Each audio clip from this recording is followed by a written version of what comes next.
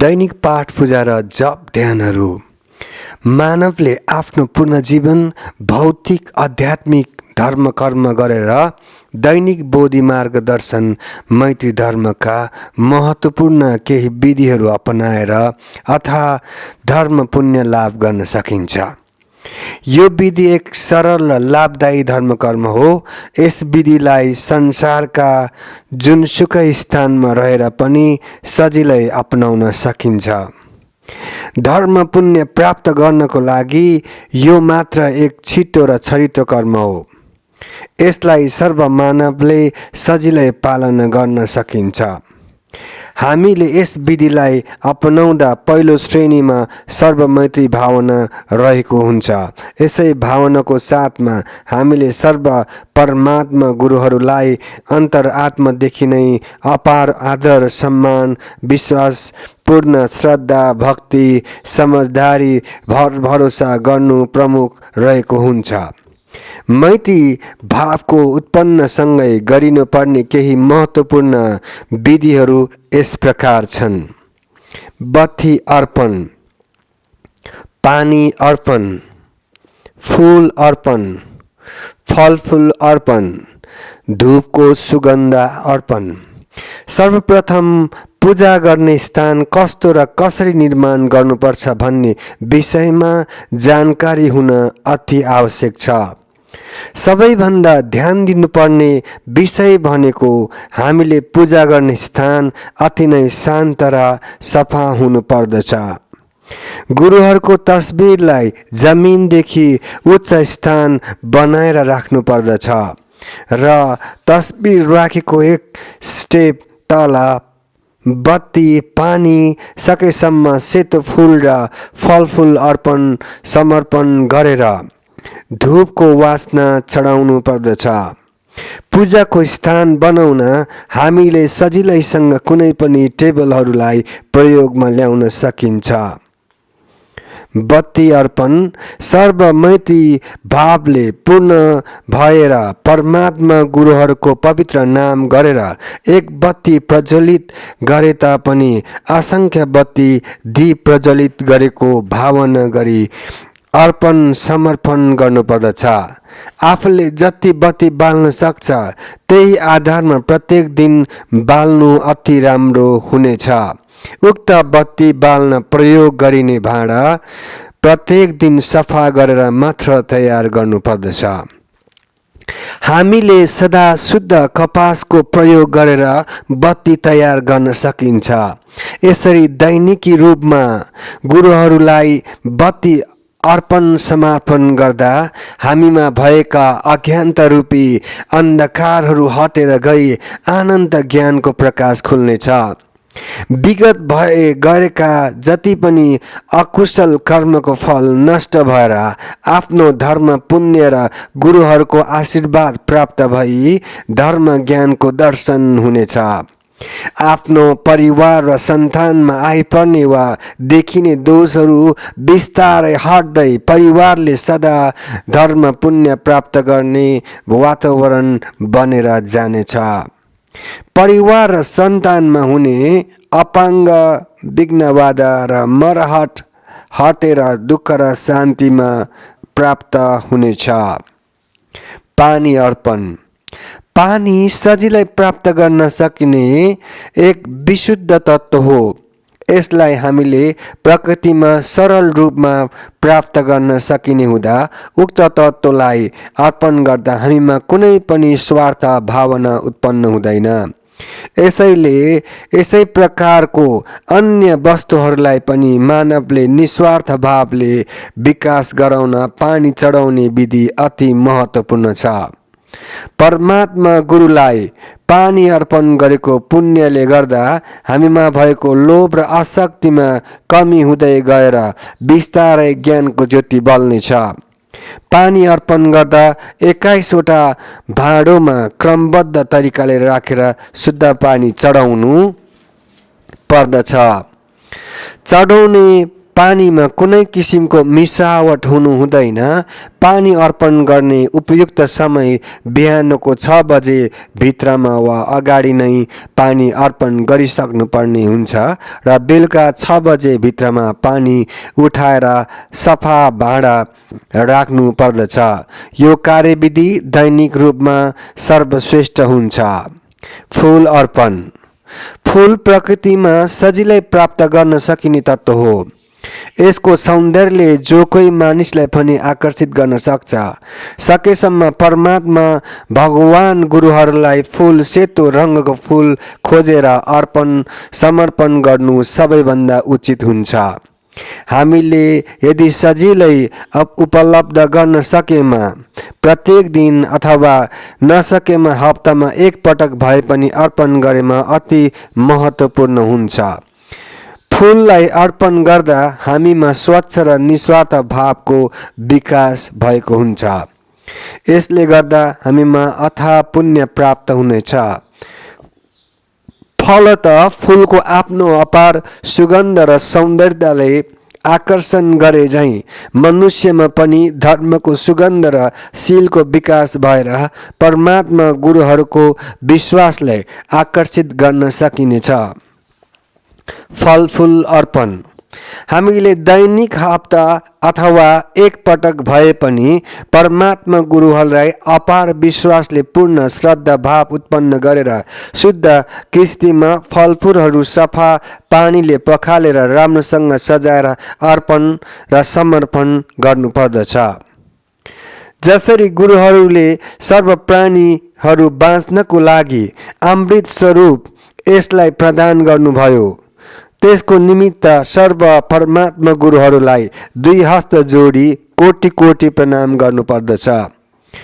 उहाँ गुरुहरूले यसरी नै सदा कृपा गर्नु भएर सर्व प्राणीले यस अमृतमय फलको उपयोग गर्न पाउँदा आत्मतृप्त भए झैं धर्मको पनि महासुख ज्ञानहरूको बोध भएर सर्व प्राणी सर्वदा तृप्त हुन् र सर्व प्राणीको निमित्त जसरी गुरु हजुरले सृष्टि गरेर दिनुभयो यसमा पहिलो अधिकार भनेको हजुर बाहेक अरू कसैको हुन सक्दैन, कृपा गरी ग्रहण गर्नुहोस् भन्दै पूर्ण श्रद्धा भावद्वारा अर्पण गर्नुपर्दछ। हामीले अर्पण गरेको फलफूललाई खेर नफालिकन गुरुहरूको आशीर्वादको रूपमा ग्रहण गर्न सकिन्छ। यसरी सधैँ स्वच्छ आत्माद्वारा अर्पण गरेको धर्म पुण्यले गर्दा हामीमा रहेको दूषित क्लेशहरू हटेर गई आत्मामा शान्ति भावको प्रस्फुटन हुनेछ। दैनिक हामीले बिहान दिउँसो र बेलुकाको समयमा खाने कुराहरू खाँदा होस् र सदा हामीले यसरी नै भावना गरेर गुरुहरूको लागि अर्पण अथवा समर्पण गर्नुपर्दछ। सुगन्धित धूपको अर्पण। पूजास्थानमा सकेसम्म शुद्ध सेतो चन्दनको धुलोलाई कोइलामा हालेर त्यसको बास्ना अर्पण गर्नुपर्दछ। यदि चन्दन उपलब्ध नभएको अवस्थामा अन्य शुद्ध धूपहरूलाई प्रयोग गर्न सकिन्छ। यसको प्रयोगले परमात्मा गुरुहरूको आवागमनमा सहजता सृजना भएर जान्छ र वातावरण पनि शुद्ध बनाइराख्न सकिन्छ।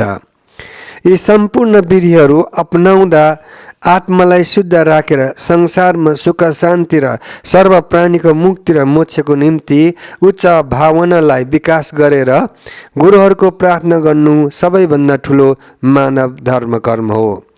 पूजा स्थानमा माथि उल्लेखित विधिहरू गरिसकेपछि परमात्मा गुरुहरूको पाठ पूजा र जप ध्यान र तप गर्नुपर्दछ। मार्ग अनुसार आफूले पाएको प्रार्थनालाई वाचन गरेर जप र ध्यानमा लीन हुनुपर्दछ। पूजाको उपयुक्त समय भनेको बिहान 6 बजेदेखि 9 बजेसम्म र बेलुका पनि 6 बजेदेखि 9 बजेसम्मको समयले उपयुक्त मानिनेछ। मार्गमा प्रवेश भइसकेपछि बिस्तारै यहाँहरूले गुरुहरूको प्रार्थना भएको मैत्री धर्म पुस्तक प्राप्त गर्न सक्नुहुनेछ। संसारमा यो भन्दा सर्वश्रेष्ठ कर्म अरू कुनै हुन सक्दैन। मार्ग अनुसार आफूले पाएको प्रार्थना र जप ध्यानलाई दैनिक रूपमा अभ्यास गरेर आफ्नो पूर्ण जीवन सर्व प्राणीको हितमा समर्पण गर्न सकिन्छ। आफ्नो लागि मात्र नभएर सर्व प्राणीको लागि होस् भन्दै परमात्मा भगवान गुरुहरूको जप र ध्यानलाई अपनाएर धर्म कर्म गर्नु उचित हुन्छ। दैनिक पूजा पाठको साथै हामीले विभिन्न किसिमको जप ध्यान र तपलाई पनि सँगै गर्न सकिन्छ। महासम्बोधि धर्मसँग गुरुज्यूले संसारको लागि मैती धर्मको केही महत्त्वपूर्ण जप ध्यान र तप गर्ने विधिहरू प्रदान गर्नुभएको छ। बोधि मार्ग दर्शन मैत्री धर्मको लागि रहनुभएका भविष्यमा लाग्नुहुने सम्पूर्ण शिष्य सङ्घ भक्त अनुयायीहरूले आफ्नो केही उपयुक्त समय यही जप ध्यान र तप विधि अपनाएर धर्म पुण्य प्राप्त गरी मुक्ति मोक्षको मार्गमा लीन हुन सक्नुहुन्छ। साधारणतया जप ध्यान भन्नु नै एकाग्र एकचित्त भएर परमात्मा गुरुको मन्त्रलाई विधि आत्मादेखि नै शान्तपूर्वक उच्चारण गर्नु हो। मैत्री जप ध्यान गर्ने अवस्थामा हामीले निम्न परमात्मा गुरुको मन्त्रलाई जप्न वा उच्चारण गर्न सकिन्छ। नेहि पुम्पा सर्वान लोकसो एम्पा धर्म अम्पा दोवसुन उभाउ छु ग्याबी पुम्बा ग्यावी दोवासोन उभाउ छु एम्बा ग्यावी दोवा छु छु सोनुवा नेही निम्गी ग्यावी ज्योति ग्यावी यगिन्द्र यन्दे निङमा यङचा स्यु यत्न देवन्सो सोनम सेन्गे यन्गे निङमा देन्बो सोन्सो। निकट भविष्यमा बोलीचालीदेखि लिएर सर्वलेखन कार्य समेत प्रयोगमा आउने मैत्री भाषामा रहेको अमृतमय मन्त्रलाई गुरुहरूले हालको लागि नेपाली लिपिमा उल्लेख गर्नुभए र संसारलाई दिनुभएको छ। हामीले यी मन्त्रहरूलाई साधारण रूपले सोच्नु हुँदैन। प्रत्येक मन्त्रले साक्षात् परमात्मा गुरुहरूसँग सम्बन्धित रहेको हुँदा भित्री आत्मादेखि नै अपार सम्मानित भावनाले सर्व स्वीकार गरी ग्रहण गर्नुपर्ने हुन्छ। यसैमा हाम्रो अपार कल्याण हुन्छ।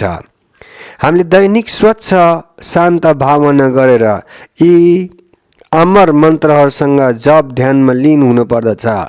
जति हामीले आत्मालाई सफा राखेर जप ध्यान गर्छौँ त्यति नै धर्म पुण्य बढेर जानेछ।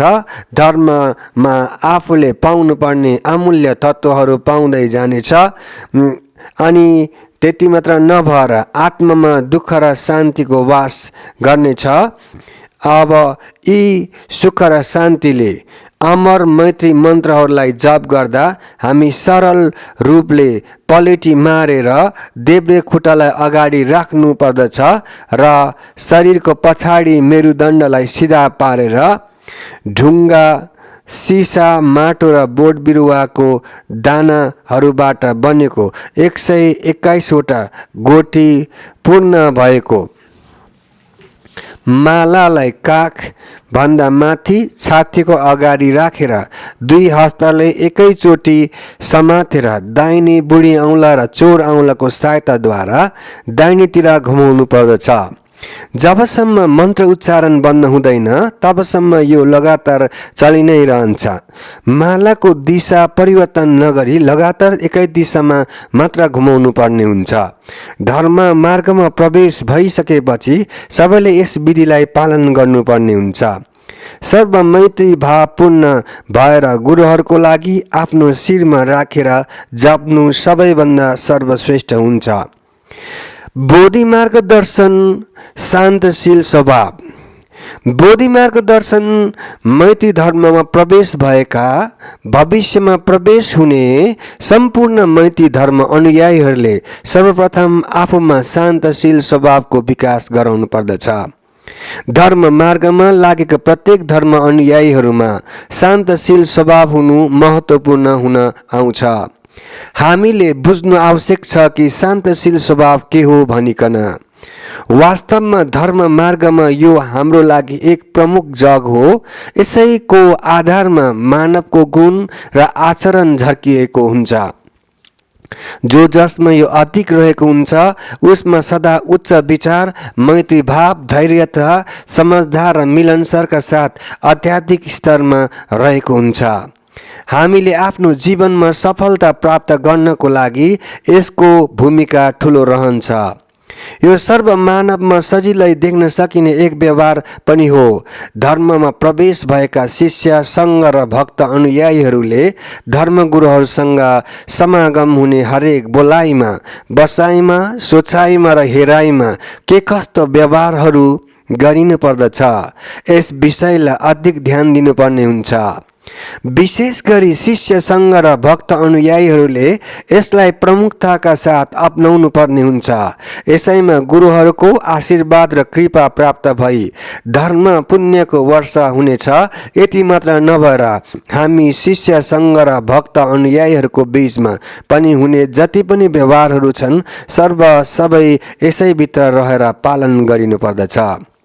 कहिले पनि हामीले उल्लङ्घन नगरी हरेक अवस्थामा पूर्ण सचेत भई धर्म कर्म गर्नु उचित हुन्छ। धर्ममा जो जसले आफ्नो आचरणलाई परिवर्तन गरेर शान्तशील स्वभावको रूप दर्शाएर धर्म पालन गरेमा कहिले पनि असफलता भन्ने विषय नै हुँदैन। सदा सबैको प्यारो आदरणीय कर्ता मात्रै नभएर धर्म मार्गमा गुरुहरूले अपार विश्वास गर्नु हुँदै धर्मका ज्ञान गुणको अमृत प्रदान गर्नुहुनेछ। विशेष हामीले गुरुहरूको सामुन्ने रहँदा अथवा गुरुको अमृतमय ज्ञान श्रवण गर्दा फोटोमा देखाएको जस्तै सधैँ दुईवटा जमिनमा राखेर हस्त जोडी, शिर निहुराएर शान्तशील स्वभाव लिएर बस्नु पर्दछ। धर्ममा मात्र नभएर भौतिक संसारमा पनि हामी मानवमा शान्तशील स्वभाव हुनु अति आवश्यक छ। गुरुजीले धर्म अभ्यासको आधारमा केही महत्त्वपूर्ण ध्यान र तप विधिलाई दिनुभएको छ। धर्ममा परमात्मा गुरुहरूसँग सम्बन्धलाई मजबुत बनाउने प्रमुख माध्यम भनेकै नै ध्यान र तप हो। हामीले यी विधिहरूलाई अपनाएर अथवा धर्म पुण्य प्राप्त गर्न सक्छौँ। यसलाई साधारण रूपमा हेर्नु हुँदैन। यो धर्म कर्म एक अभिन्न अङ्ग पनि हो। यो बिना हामीले परमात्मा गुरुहरूसँग साक्षात्कार पनि गर्न सक्दैनौँ। संसारमा ध्यान र तपलाई केवल एक स्वास्थ्यवर्धक र मनोरञ्जनको रूपले मात्र लिने गरेको पाइन्छ। तर यो कुनै व्यायाम र योग र साधन जस्तो होइन। यो स्वयं परमात्मा गुरुहरूको ज्ञान गुण प्राप्त गर्नको निमित्त अपनाउनु पर्ने महत्त्वपूर्ण तपस्या विधिहरू हुन्। धर्म मार्गमा यस्तै छुट्टै आफ्नै विशेषता छ। ध्यान त तप सदाको निम्ति सम्मानित रूपमा ग्रहण गरिनु पर्दछ। बुझेर सर्व प्राणीको हितको लागि चिन्तन मननको भावना गरेर गम्भीर भएर दैनिक रूपमा पूर्ण विश्वासका साथ अभ्यास गर्नुपर्दछ। अनि मात्र आफू लगायत सबैको लागि लाभदायक सिद्ध हुनेछ। यदि धर्मगुरु र मैत्री मार्गी भावनाबाट टाढा रही वर्षौं ध्यान र तपस्या गरे तापनि उपयोगी हुने छैन।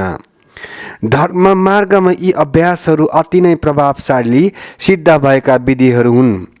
यसलाई अपनाएर हामी भित्र रहेका सूक्ष्म क्लेशलाई मुक्त पारेर सर्व प्राणीको उद्धार गर्ने र मुक्ति हुन नसकेको दुःखमा भौतारी रहेका आत्माहरूको उद्धार गर्न सकिन्छ। यी तप र ध्यानले गर्दा पूर्ण रूपमा आफूभित्र सर्व मैत्री भावना उत्पन्न गरेर परमात्मा गुरुहरू आफ्नो शिरमा विराजमान हुनुभएको भावना गरेर उहाँहरूले आशीर्वाद दिइरहनु भएको उच्च सकारात्मक भावनाहरू मात्र प्रकट गर्नुपर्दछ। दैनिक रूपमा बिहान र बेलुकाको समय यसको निम्ति उपयुक्त हुनेछ। धर्ममा ध्यान अध्ययन भन्ने चिन्तन मनन र खोज हो भन्ने तप भनेको बोध वा धर्मगुरु तत्त्वमा लीन भई ज्ञान गुणको बोध गरिने प्रक्रिया हो। तल उल्लेखित गरिएको ध्यान र तपको विशेषता एकै किसिमको नभएर अलग अलग रहेको छ, तर यसको बारेमा अझ थप विशेष बुझ्नको लागि बोधि मार्गदर्शन मैत्री धर्ममा प्रवेश भएर ध्यान अध्ययन र खोज गर्नुपर्दछ। माथि बताएका अनुसार उहाँहरूले तप र ध्यानका विधिहरूलाई अपनाउनु सक्नुहुन्छ। पूर्ण विश्वास लिएका छौँ यसले आध्यात्मिक मात्रामा लाभ प्रदान गरिनेछ। यी विधिहरूलाई अत्यन्त सकारात्मक भावनाले सर्वस्वीकार गरेर अभ्यास गरेमा सबैको कल्याण हुनेछ। यो सर्वको लागि हो, कुनै व्यक्तिगत फाइदा र स्वार्थको लागि होइन। फोटोमा देखाए जस्तै गरेर एकचित्त शान्त भएर कुनै पनि शान्त स्थानमा ध्यान बस्नु भएर देब्रे खुट्टालाई अगाडि पारेर बस्नु पर्दछ। सकेसम्म दुवै खुट्टालाई माथि चढाएर शरीरको पुरा भाग सिधा बनाएर फोटोमा देखाएको मुद्रामा दुई हस्तलाई मिलाई आफूलाई सजिलो स्थितिमा रहेर मनलाई स्थिर बनाई गुरुको स्मृतिमा अभ्यास गर्नु पर्दछ। गुरु ढोग। यो विधि गर्दा दुई हस्तलाई जमिनमा राखेर शिरले पनि जमिनमा स्पर्श गर्नु पर्दछ। यो एक सर्व परमात्मा गुरुलाई गरिने समर्पण ढोग हो। आफू पूर्ण रूपमा गुरुको शरणमा रहेर धर्मको मार्गमा पालन गर्न संकल्पका साथ सर्व प्राणीको कल्याणको लागि रहने वचन सहित गुरुज्यूमा समर्पणको भावना गर्नुपर्दछ। सर्वतत्व गुरुकै अधिकारमा रहेको र हजुर नै सर्व हुनुहुन्छ भन्ने भावना गर्नुपर्दछ। तल दिएको दुवै प्रकारको विधिलाई हामीले आफ्नो जीवनमा अभ्यास गरेमा आत्मालाई शान्ति बनाइराख्न मद्दत गर्नेछ। ढोग गर्दा पछाडिको भाग यस किसिमको रहनेछ। यो आसनमा एकाग्र चित्त भएर गरिने पहिलो ध्यान विधि हो। यो आसनमा एकाग्र चित्त भएर गरिने दोस्रो ध्यान विधि हो। शुद्ध आहार। विवेकशील प्राणी भन्ने मनुष्यलाई पक्कै पनि आफ्नो घृणित कार्यहरूमा लाज एवं सङ्कोच हुनुपर्ने हो। जहाँ मैत्री, दया, करुणा र प्रेमको भाषाहरू बोल्नेहरूले नै ती अबोध, निर्दोष र अज्ञानी प्राणीको हत्या गरेर आफ्नो स्वार्थी पूर्तिको लागि के उचित हुन्छ यस्तो गर्न? के त्यहाँ सर्व मैत्री, भावपूर्ण दया, करुणा, समझदारी, प्रेम र शान्तिको भाव छ? के त्यो पूर्ण रूपमा एक दानव वा राक्षसको क्रूरता स्वभाव होइन र? यस्तो अमैत्रीपूर्ण दानवीय आचरणले हामी र हिंसात्मक ती जीव जन्तु बीचमा के फरक रह्यो र? एक क्षण भए पनि सबैले यसलाई सोच्नुहोस् त, वास्तविकता के रहेछ? यसरी हामीले आफ्नो पहिचान, मान र मर्यादा र मानवीय सभ्यतालाई नष्ट गरिरहेका छौँ। वास्तवमा मनुष्य ती हिंसात्मक जीव जन्तु जस्ता अज्ञानी त पक्कै पनि होइनन्। यसरी जानी बुझिकन पनि किन हामी दुष्ट काम गरिरहेका छौँ त? सोच्दा वा भन्दा पनि केही मनुष्यहरूले हाम्रो खान पाउने अधिकारलाई हनन गर्दैछन्, तर हामीले कहिले उक्त प्राणीहरूको बारेमा सोच्दैछौँ? ती प्राणीहरूको हक र अधिकार के हो भनेर? वास्तवमा यस संसारमा हाम्रो जति बाँच्ने अधिकार छ त्यतिकै हक अधिकार यी सम्पूर्ण प्राणीहरूको लागि पनि छ। केही फरक छैन, मात्र आफ्नो कर्म अनुसारले प्राप्त भएको व्यवहार, गुण, स्वभाव र स्वरूपलाई मात्र फरक छ। एकैछिन यस्तो दानव मध्येको हिंसात्मक जीवमा एक बाँधको स्वभाव र व्यवहारलाई लिएर हेरौँ। के कस्तो छ? अवश्य नै संसारमा प्रत्येक मनुष्यलाई थाहा नै छ बाँधको स्वभाव कस्तो हुन्छ भनेर। पक्कै पनि उसमा त्यस किसिमको ज्ञान छैन। अरूको हत्या गर्नु हुँदैन भनेर रगत र मासु खानु हुँदैन भन्ने कुरो होइन पनि कसरी, किनकि त्यो त उसको स्वभाव र गुण हो। जुन अरूको क्रूरता पूर्वक हत्या गरेर रगत र मासु खानु छ, ऊ मासु बिना बाँच्न पनि सक्दैन। बाँधको त्यो कर्म अनुसारले पाएको एक फल हो, तर हामी मानवले प्राप्त गरेको कर्मको फल त्यस्तो नभएर आकाश र जमिनको बीचमा जति अन्तर छ, त्यतिकै रूपमा हामी र मानव र दानव बीच फरक छ। कहाँको विवेकशील मनुष्य र कहाँको अज्ञानी दानव। मनुष्यको जस्तो दानवीय गुण र स्वभाव पक्कै पनि होइन। रगत र मासु नखाई बाँच्न नसक्ने के हाम्रो प्राण ती प्राणीहरूमा आधारित छैन त? संसारमा हामी मानवलाई कुनै अधिकार छैन अरूको हत्या गर्ने र प्राणीहरूलाई दुःख दिने। हामी पुण्यवान मनुष्यहरूको प्राण ती शुद्ध सहकारी सेवन गर्नुमा छ, जस्तै सागपात, अन्न र फलफुल हुन् जुन गुरुहरूले सृष्टि गरेर दिनुभएको छ। हामी यसैलाई खाएर बाँच्न सक्छौँ, अरूको प्राण लिएर होइन। हामी मानव भएर पनि यसरी यही जन्ममा अज्ञानता बनेर दानवीय गुण र स्वभाव चाहिँ आचरण लिएर व्यवहार गर्दैछौँ भने झन् मृत्यु पश्चात त हामी दानवमा होइन कि नरकीय जीवन प्राप्त गर्नेछ। यसरी हामीले आफ्नो अमूल्य जीवनलाई व्यर्थै बर्बाद गरिरहेका छौँ। परमात्मा भगवान गुरुहरूको धर्म नीति र शासन त्यो होइन अरूलाई असर पुर्याउने, केवल मात्र सर्व प्राणीलाई समान व्यवहार गरेर सर्वमैत्री भावद्वारा सबैको उद्धार गर्ने हो। पाप गरेर धर्म हुन्छ भन्ने मान्यता राख्नेहरू, जस्तो कि बलि चढाएर मनोकामना पुरा हुन्छ र विघ्न बाधा हट्छ भन्नेहरू, रगत र मासु चढाएर देवी देवता खुसी हुन्छन् र धर्म पुरा हुन्छन् भन्ने मान्यता राख्नेहरू के त्यहाँ वास्तवमै यदि भगवान भइदिएको भए त आफ्नै पुत्र समान निर्दोष प्राणीहरूको बलि चाहनुहुन्छ?